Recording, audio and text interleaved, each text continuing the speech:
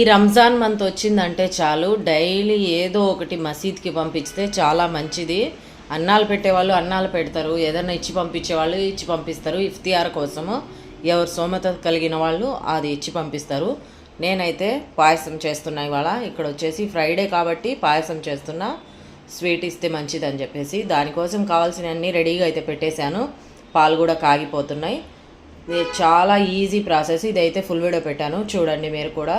ఇక్కడ వచ్చేసి పాయసం కూడా రెడీ అయిపోయింది. ఇది రఫ్గా అయితే చెప్పేస్తా.